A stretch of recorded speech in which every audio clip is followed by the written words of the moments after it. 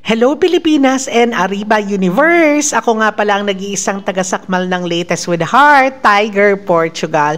And welcome to Superstar Exclusive Vlog Series. For today's video, pag-uusapan po natin ang napipintong pagpapalabas ng pelikulang Kontrabida, kung saan gaganap si Superstar National Artist Nora Aunor bilang isang karakter or role na hindi pa natin nakikita sa tanan ng kanyang karera. Ang Kontrabida ay matagal nang inaabangan ng mga fans, specifically ang mga kapwa Konoranians. Ito ay dinireksyonan ni Direk Adolfo Borinaga Alex Jr.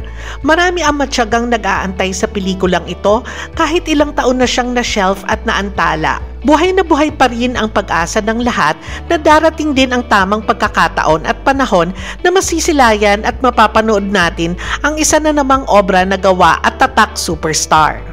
Noong mga nakaraang buwan, panay ang pasaring at pagbibigay teaser ni Direk Adolfo sa kanyang Facebook.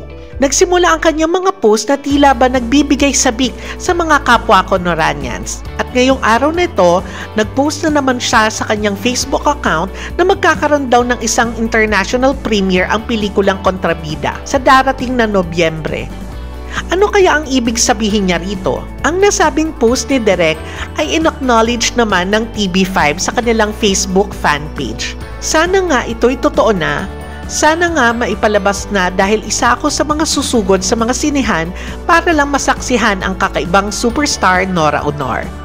Hanggang sa muli, ako nga pala si Tiger Portugal na nagsasabing tayong lahat ang superstar sa buhay ni Mama Guy.